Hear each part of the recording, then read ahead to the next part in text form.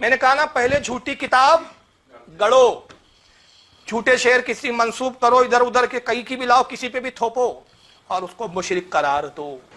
کہ مولانا احمد رضا خان صاحب بریلوی انہوں نے تو یہ شعر کہا ہے، وہی جو مستوی عرش تھا خدا ہو کر، اتر پڑا وہ مدینے میں مصطفیٰ ہو کر. آپ کے علم میں ہونا چاہیے بات. حالانکہ افسوس کی بات ہے بیچارے اب مر گئے، مٹی میں مل گئے اور اللہ جانے کس عذاب سے گزر رہے ہوں گے. خود ان کے علم میں نہیں تھا کہ یہ شعر اعلی حضرت کا نہیں ہے. عجیب مخلوق ہے یار، یہ حرم میں جھوٹ بولتی ہے، یہ عجیب مخلوق ہے. میں بریلوی ہوں، اللہ آپ کو ہدایت دے. کیا امام احمد رضا خان بریلوی غلط ہیں؟ ان کی کتابیں پڑھ لو پتہ لگ جائے گا.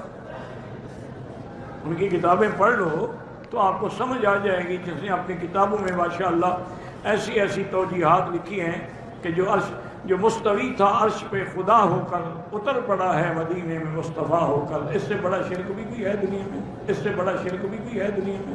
ان للہ.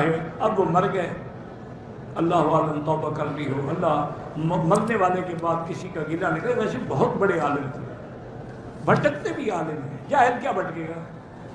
جو تیرنا نہ جانتا ہو کیسے ڈوبے گا؟ وہ تو کنارے پہ کھڑا رہے گا نا. تیرنے والا ڈوبتا ہے. بہت بڑا عالم تھا بدبخت. اس نے جو فتاوی لکھا ہے نا، اس میں بعض فقہی جزیات پہ اس کی بڑی گرفت ہے. پوچھنے والا پوچھتا ہے کہ میں بریلی ہوں تو کیا امام احمد رضا خان صاحب جو ہے وہ غلط تھے؟ وہ میں بریلی ہوں سوال کرنے والے نے کہا تو کیا امام احمد رضا غلط تھے؟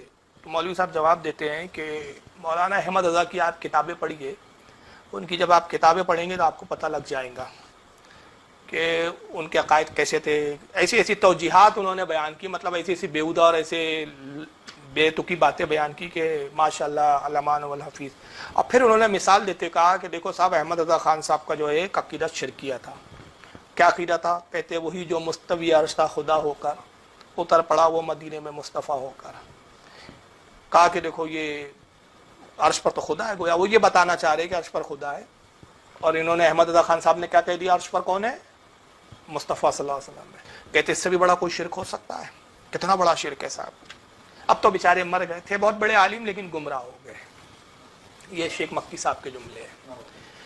اب یہ تو خیر زندہ ہے. اب ایک پہلے تھے ایک صاحب انتقال ہو گیا، وہ بھی مر گیا، مٹی میں مل گیا وہ تو. اب تو ان کی جسم کی ہڈیاں بھی نہیں بچی ہوں گی. ڈاکٹر اسرار احمد صاحب، وہ بھی صاحب یہی کہتے ہیں، یہی شعر وہ پڑھتے ہیں اور کہتے ہیں کہ دیکھیے آپ یہ شعر جو ہے صاحب کفری اور شرک کی عقیدہ ہے. وہی جو مستوی عرش تھا خدا ہو کر، اتر پڑا وہ مدینے میں مصطفیٰ ہو کر. کیا ہے یہ؟ گاڈ انکارنیٹ، اوتار کا عقیدہ. وہ اوتار کا عقیدہ چاہے رام چندر جی کے لیے ہو، کرشن جی کے لیے ہو، یا محمد مصطفیٰ صلی اللہ علیہ وسلم کے لیے ہو، عقیدہ تو ایک ہی رہے گا. اور یہ آپ کے علم میں ہونا چاہیے. شعر کس کا ہے؟ مولانا احمد رضا خان صاحب بریلوی. اور یہ آپ کے علم میں ہونا چاہیے. شعر کس کا ہے؟ مولانا احمد رضا خان صاحب بریلوی.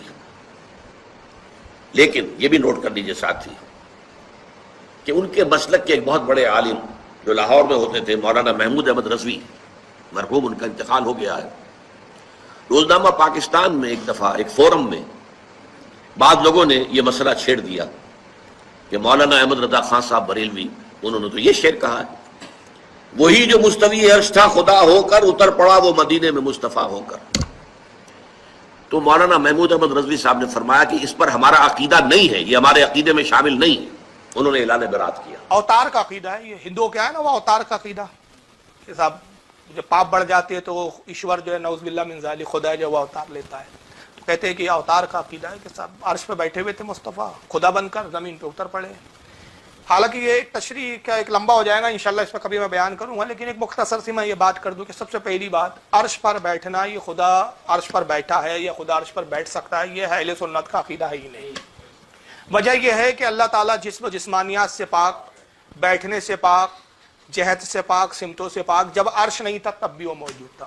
تو جیسے پہلے عرش پر بیٹھنے سے پاک تھا، اب بھی عرش پر بیٹھنے سے پاک ہے. اور ہر چیز کو فنا ہے سوائے اللہ کے. تو جب سب فنا فرمائیں گا تو عرش کو بھی فنا کر دیں گا. تو جیسے عرش کے پہلے عرش پر قرار پکڑنے سے بے نیاز تھا، آج بھی بے نیاز ہے. عرش کے فنا کے بعد بھی وہ بے نیاز ہوں گا. اور اگر یہ عقیدہ نہ رکھا جائے تو بہت سارے پھر الزامات آئیں گے، بہت سارے جو ہے غلط اعتقاد آئیں گے کہ اللہ پھر معاذ اللہ کیا تھک گیا اس لیے بیٹھ گیا، یا پھر عرش فنا ہوگا تو پھر عرش سے بیٹھنے سے محروم ہو جائے گا, تو اس وقت اس کی کیفیت کیا ہوں گی, تو اس کی ذات میں تغیر پایا جائے گا, اور اللہ کی ذات میں کوئی تغیر نہیں ہے. لیکن اب یہاں ڈاکٹر اسرار صاحب بڑے تاؤ میں کہتے ہیں آپ کو معلوم ہونا چاہیے کہ یہ شعر کس کا ہے. یہ مولانا احمد رضا خان صاحب بریلوی کا شعر ہے. کس کا شعر ہے؟ آپ کے علم میں ہونا چاہیے بات. حالانکہ افسوس کی بات ہے بیچارے اب مر گئے, مٹی میں مل گئے, اور اللہ جانے کس عذاب سے گزر رہے ہوں گے. خود ان کے علم میں نہیں تھا کہ یہ شعر اعلی حضرت کا نہیں ہے. یہ لوگوں کو بڑے تاؤ میں کہہ رہے کہ آپ کے علم میں ہونا چاہیے کہ یہ شعر مولانا احمد رضا خان بریلوی کا ہے. اور یہ بیچارہ شیخ مکی, یہ تو اندھا معذور آدمی ہے, حرم میں بیٹھ کے ابو جہل والی حرکت ہے. اس بیچارے کو بھی نہیں معلوم کہ یہ شعر اعلی حضرت کا. میں نے کہا نا پہلے جھوٹی کتاب گڑو, جھوٹے شعر کسی منسوب کرو, ادھر ادھر کے کئی کی بھی لاؤ, کسی پہ بھی تھوپو اور اس کو مشرک قرار دو. اور اللہ کے رسول فرما رہے جس کو کافر کہا وہ کافر نہیں تو کفر کیا ہوگا, خود ہی لوٹ رہا ہے ان پر. ان کی اوقات نہیں ہے کہ اعلی حضرت کو یہ معاذ اللہ کچھ کہے. اعلی حضرت کی تو شان وہ ہے کہ تیری دوزخ سے تو کچھ چھینا نہیں, خلد میں پہنچا رضا پھر تجھ کو کیا. یہ تو اعلی حضرت کی شان ہے. ان کو تو یقین کامل تھا, یقین کامل سے بھی اعلیٰ منزل پر تھے کہ رسول کی محبت اور حضور کے دین کی خدمت کے صدقے میں جنت یقینی ہے. اس لیے کہتے ہیں کریم اپنے کرم کا صدقہ لائی میں بے قدر کو نہ شرما تو, اور رضا سے حساب لینا, رضا بھی کوئی حساب نہیں ہے. یہ اعلی حضرت کی شان تھی.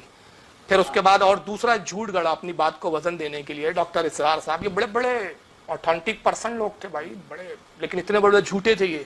لیکن صرف کیا تھی, بولنے کا ایک اسٹائل. لوگ اسٹائلوں پہ فدا ہو گئے صاحب, اور سمجھ نہیں پائے کہ کتنے جھوٹے اور مکار لوگ بیٹھے ہیں ممبروں پہ اور خطیب بن کے خطابتیں کر رہے ہیں. ہم مر گئے اب یہ تو, لیکن شیخ مکی تو زندہ ہے. تو میں ان شیخ مکی صاحب کو کہتا ہوں کہ چلو آپ ثابت کر دو کہ اعلی حضرت کا شعر ہے, زندگی بھر غلامی کروں گا تمہاری, ثابت کر دو یہ شعر اعلی حضرت کا ہے صاحب. پھر اسرار احمد صاحب زور دیتے ہوئے کہتے ہیں کہ صاحب ان کے مسلک کے یعنی اعلی حضرت کے مسلک کے ایک عالم تھے لاہور میں, تو مولانا محمود احمد رضوی صاحب, ان کے سامنے شعر آیا, یہ بات چھڑی کہ صاحب مولانا احمد رضا نے اس طرح کا شعر کہہ دیا ہے. تو انہوں نے واضح طور پر کہا کہ یہ ہمارا عقیدہ نہیں. بات تو بات کی ہے جی, عقیدہ نہیں, پہلے تو اعلی حضرت کا شعر ہی نہیں. تو یہ قصہ بھی پورا کر ڈالا اس کے لیے. اب میں آپ کو بتاتا ہوں کہ یہ شعر ہے کس کا. یہ ہے میرے پاس اوریجنل کتاب, اوریجنل جی, دیوان آسی. کہاں سے چھپی ہے صاحب؟ یہ انجمن فیضان رشیدی, مٹیا بروج, کمر ہٹی, کلکتہ, انڈیا, کلکتہ سے چھپی ہے. یہ ہے دیوان آسی المعروف بہ عین المعارف. کس کی لکھی ہے؟ مولانا شیخ عبدالعلیم آسی غازی پوری. ان کی ولادت 19 شعبان 1250 ہجری کو. لیکن یہ شعر اعلی حضرت کا نہیں بلکہ کس کا ہے؟